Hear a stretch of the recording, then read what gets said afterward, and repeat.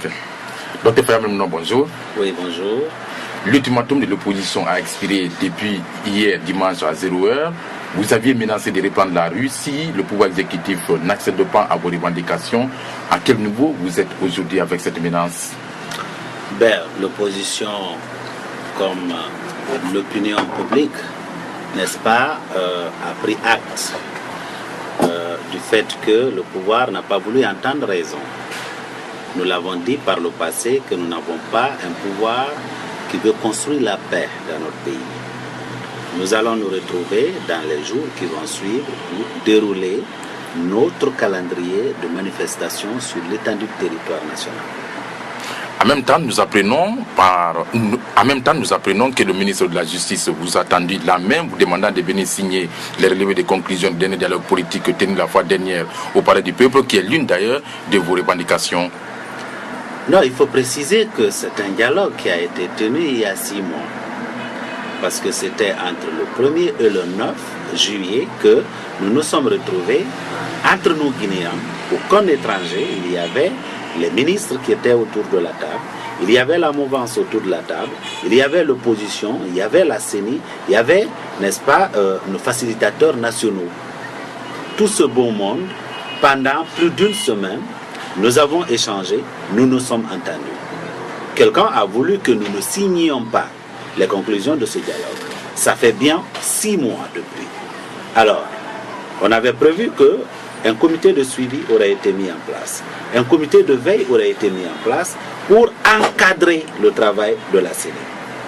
Alors, le fait qu'on n'ait pas signé ces relevés de conclusion a permis à la CENI de s'engouffrer dans des actions opaques, n'est-ce pas, irresponsables, qui aujourd'hui mettent la paix du pays en danger. Alors ce n'est plus de cette façon qu'il faut revenir à l'opposition pour dire il est maintenant temps qu'on signe. Il est temps qu'on se regarde et qu'on se dise qu'il faut qu'on soit responsable vis-à-vis de ce peuple. Ce n'est pas un jeu. Les Guinéens sont en train de souffrir. Ils meurent d'Ebola. Aujourd'hui, ils meurent de faim.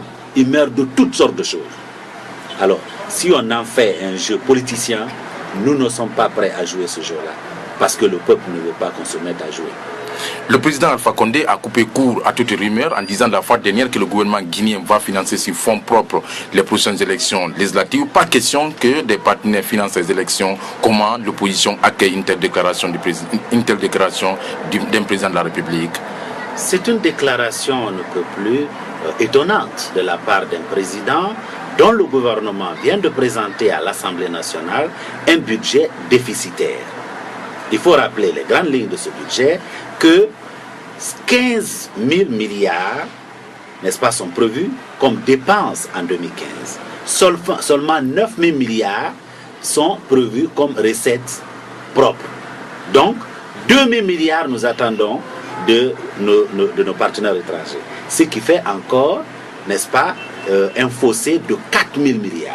Pour parler de la CENI spécifiquement, le budget présenté par la CENI, y compris les 50 milliards qui doivent revenir à l'opérateur, ça fait près de 570 milliards, n'est-ce pas, de francs guinéens. Alors, nous savons dans le budget exercice 2015 que le gouvernement n'a prévu que 278 milliards de francs guinéens du côté de la CENI. Il y a donc un déficit de plus de 300 milliards. Si le président de la République nous dit qu'il a de l'argent suffisamment pour organiser des élections, il n'y a qu'une seule chose qui explique cette attitude. On ne veut pas que les élections prochaines soient libres, transparentes et crédibles. On ne veut donc pas qu'il y ait quelqu'un qui ait droit de regard sur le processus électoral. C'est pourquoi on a fait cette déclaration. Mais attention, ça ne va pas marcher. Et qu'est-ce que alors vous comptez faire concrètement pour lui en empêcher? Il est clair que de tels genres de choses sont ce que le président lui-même a appelé, s'adressant à son ami personnel, Blaise Compaoré, qu'il s'agit d'un arrangement au sommet de l'État. Lorsque le peuple est préoccupé, meurt d'Ebola, meurt de faim, ne puisse même pas partir à la Mecque, etc., etc., on ne doit pas se permettre de faire des arrangements au sommet. S'il fait des arrangements au sommet, eh bien, il pourrait s'attendre à la même chose qui est arrivée à son ami Blaise Compaoré. Parce qu'il faut au moins qu'il n'ait pas pu entendre, qu'il n'ait pas pu se faire entendre auprès de Blaise Compaoré, il doit se faire entendre lui-même, M. Alpha Condé, auprès du président Alpha Condé. Sinon, eh bien, les mêmes problèmes doivent avoir les mêmes solutions. La question liée à la candidature unique de l'opposition fait débat dans la cité, fait couler langue et salive. Alors, quelle est aujourd'hui la position du BL? Écoutez, le BL suit avec beaucoup de déception ce débat dans les médias. C'est des questions importantes. C'est pour cette raison qu'au lieu de se prêter à ce jeu, le Bloc libéral a plutôt proposé, n'est-ce pas, un débat serein qui pose clairement la question du vrai enjeu, n'est-ce pas, des élections prochaines. Pour certains, il s'agit d'enlever le professeur Alpha Condé pour un autre. Nous pensons que le professeur Alpha Condé est suffisamment mauvais, qu'il doit partir, on est d'accord. Mais au-delà du départ du professeur Alpha Condé, il faudrait que nous posions la question, n'est-ce pas, du système qui a fait défaut, que le professeur Alpha Condé a trouvé en place et dont son action a perverti davantage.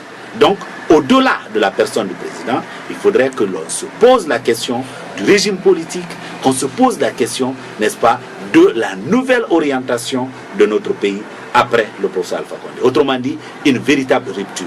Et ces genres de choses, on ne les fait pas à travers des médias. Il faut qu'on se retrouve sereinement, qu'on réfléchisse et qu'on trouve des solutions qui puissent marcher pour le peuple. Vous pensez que ça sera possible avec les guerres de go qui secouent au quotidien cette opposition? Ça sera possible parce que, à entendre en tout cas les leaders politiques que personnellement j'ai eu à rencontrer, avant même que le document qui est maintenant dans les mains des différents états-majors ne leur soit donné.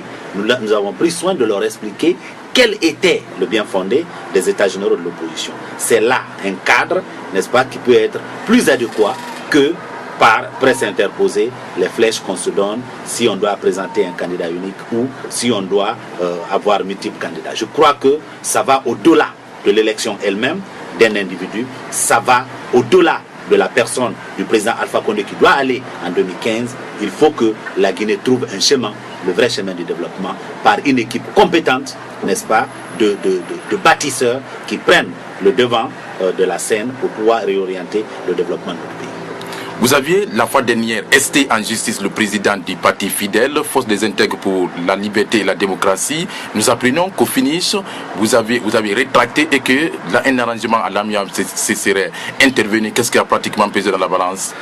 Écoutez, c'est à l'occasion d'une rencontre de l'opposition républicaine. C'était au siège de l'UFR que la question a été posée et il a été donné mandat au président de l'UFR, l'honorable Sidia Touré, de nous rencontrer et d'essayer de régler le problème à l'amiable. Alors, le processus a continué, l'honorable Sidia nous a convoqués, il nous a entendus et monsieur le président du parti Force des intègres pour la démocratie et le développement, je crois Fidèle, a reconnu que tous les propos qu'il a tenus à mon endroit étaient sans fondement. Et il a présenté solennellement ses excuses. Alors, je ne crois pas qu'avec tout cela, il fallait persister pour continuer à poursuivre, n'est-ce pas, Mohamed Lamine. Cela a été porté clairement dans un communiqué qui a été signé par moi-même, par M. Fidel Kaba, je veux dire M. Mohamed Lamine Kaba et l'honorable Sidia. Et à partir de cet instant, j'ai appelé mon avocat pour demander le retrait de la plainte. Docteur Fayam Limouno, merci. C'est moi qui vous remercie.